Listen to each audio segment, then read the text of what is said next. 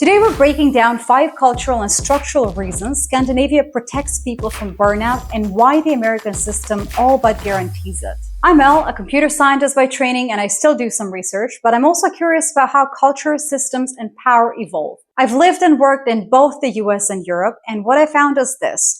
Burnout isn't a universal law of modern life. It's a choice made by systems, not just individuals. Let's dive in. Here's a stat that says everything. The average American leaves 9.5 vacation days unused every year. What? Why? Americans are skipping rest they already earn because the culture says rest is weakness. Now contrast that with Sweden or Denmark. By law, workers in these countries get a minimum of 25 paid vacation days, not counting public holidays. And most people actually use all of them. In fact, it's suspicious if you don't. Try telling a Danish colleague that you just don't take vacations. They'll blink, ask if everything is okay at home, and gently suggest you speak to HR. In the US, time off is framed as a luxury. In Scandinavia, it's treated like sleep or clean water, essential, expected, and non-negotiable. That difference alone means Scandinavians regularly recover from work. Americans rarely do. If that surprised you, hit like. It helps this kind of analysis reach more people. Next up, they have shorter working hours, and there is no shame in that. There's a weird flex here. The US has some of the longest average work hours in the developed world, about 1,811 hours per year. Compare that to the 1,400 hours in Denmark or 1,444 in Norway. Very close to each other. That's 400 hours of extra work per year for Americans. That's almost 2 extra months of full-time labor. And yet productivity doesn't tell the same story. Despite working fewer hours, Scandinavian countries routinely outperform the US in productivity per hour worked. According to the OECD, Norway's labor productivity per hour is 30% higher than that in the US. So what is going on? In Scandinavia, working fewer hours isn't shameful. It's smart. The expectation is get your work done, go home, live your life. In the US, it's the opposite. Exhaustion is a status symbol. People brag about being slammed, crushing deadlines, hustling 24/7. But ask yourself, why is exhaustion treated as a virtue? And what does it cost us to keep worshiping it like this? Speaking of hustle culture, you know that guy who posts on LinkedIn at 4 a.m. with a photo of his laptop, 3 monitors, and a cold brew caption something like, "No days off, just passion." That guy doesn't exist in Denmark. Because over there's a quiet dignity in how people approach work. It's not about ambition for ambition's sake. It's about balance. Getting your work done well, then getting on with your life. You won't hear Danes or Swedes bragging about pulling a 16-hour day or flexing that they've got 3 side hustles on a podcast they edit at 2 a.m. It's not just unusual, it's kind of embarrassing. Like oversharing about your gym routine at a dinner party. Nobody really wants to hear that. No one is impressed. They're just worried about you. Meanwhile, in the US, the grind has become something of a secular religion. You can hear it in the way we talk about work in general. You eat what you kill. Sleep is for the weak. I'll rest when I'm dead. That last one is not unhealthy. It's just literally absurd. But somehow we made that our norm and we attach morality to it. In the US, if you're constantly working, you're considered driven, disciplined, valuable. But if you're not, if you take naps, if you stop working after your shift ends, well, now you're lazy. Unless, of course, you're rich, then it's called self-care. There's a strange double standard baked into the American hustle myth. When wealthy people take 6-month sabbaticals, we call them visionary. When working class people take a break between jobs, we call them irresponsible. But in Scandinavia, there is a cultural limit on how far you're expected or even allowed to push yourself. There's actually a word for it, lagom. It's Swedish, I'm not really sure I said it right. It doesn't translate perfectly, but it means something like not too much, not too little, just enough. And that mindset shifts everything. It's not about slacking off. It's about knowing when to stop, when enough is enough. In the US, we tend to associate success with constant escalation.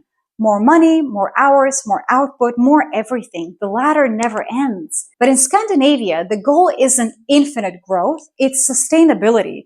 And that's not just a policy choice, it's a psychological safeguard. When your culture tells you that you're allowed to stop, that it's normal to rest, you begin to internalize something rare in a capitalist society. That your value isn't based on your productivity. That your worth as a human being isn't measured in deliverables.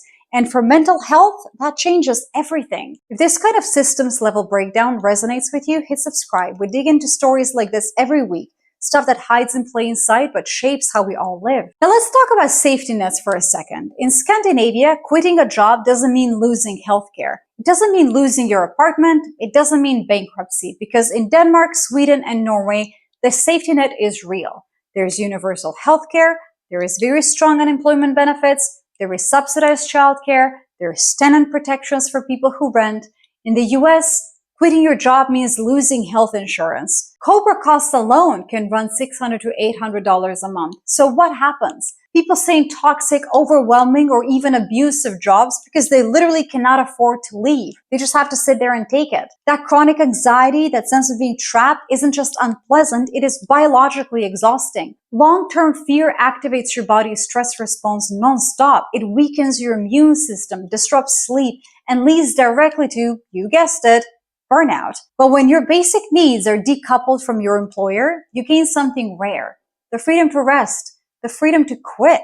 By the way, this video took a couple of days to make, so if you'd like to support this channel, there's a Ko-fi link below. Even a little bit helps this operation stay afloat. On to managers that are trained to notice burnout. Picture this: you're working in Sweden, you've been quieter than usual, slower to respond, your manager pulls you aside, not to discipline you, but to check in.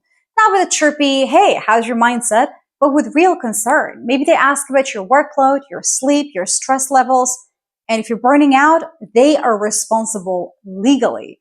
In Sweden and Denmark, employers aren't just encouraged to care about the workers' mental health, they're required to. Under Scandinavian labor laws, companies have a legal duty to protect not just physical safety, but psychological well-being as well. That means that managers are actually trained to recognize signs of burnout. Companies are expected to monitor work-related stress. Burnout prevention isn't a TED talk. It's literally compliance. It's built into the structure. Now let's jump across the Atlantic. You're burning out in the US, you're exhausted, irritable, disconnected, and the official response is, have you tried yoga? Or maybe your boss sends you a link to a mindfulness app with a smiley face emoji. And that's it. Because in the US, burnout is treated like a personal problem. You're overwhelmed? Must be your morning routine. You're breaking down? Well, you should have meditated harder. But the thing is that burnout isn't caused by a lack of bubble baths. It's caused by broken systems. It's caused by enduring too many things. And when we act like it's all up to the individual, we not only miss the root of the issue, but we actively make it worse. Because now, not only are you exhausted, you also feel like it's your fault. You didn't optimize your calendar, you didn't journal enough, you didn't hustle smartly enough, but in reality, you're probably set up to fail by a system that demands more than humans can reasonably give, without ever stopping to ask what is sustainable. In Scandinavia, that question gets built into the structure of work. It's not always perfect, but the baseline assumption is that people matter. And if someone's breaking under pressure, the system looks inward, not just outward. That's not just more humane, it is more intelligent as well, far more sustainable too. Because a culture that eats its workers doesn't just produce burnout, it produces attrition, resentment, and long-term economic drag.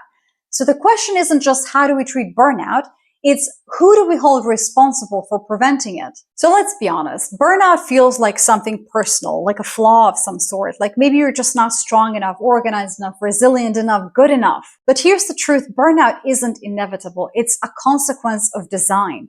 Scandinavian countries made a very deliberate choice. They built systems that protect people through law, culture, and community. The US built a system that rewards overwork, individualizes stress, and treats rest like some sort of a sin. Now, this isn't a morality tale. It's not Scandinavia good, America bad. These are two very different models and two very different bets. The American model thrives on ambition. It creates billion-dollar companies, global influence, rapid innovation, but it also burns through people very quickly. It glorifies the grind and leaves individuals to absorb the damage.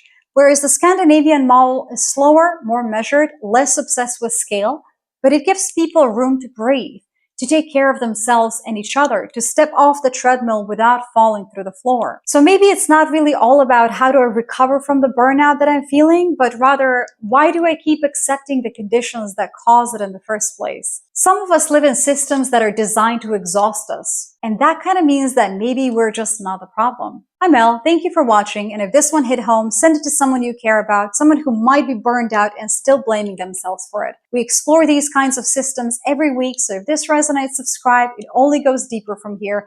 And if you want to help this work grow, there is a Ko-fi link below. Every contribution helps us keep telling stories that don't fit into neat headlines.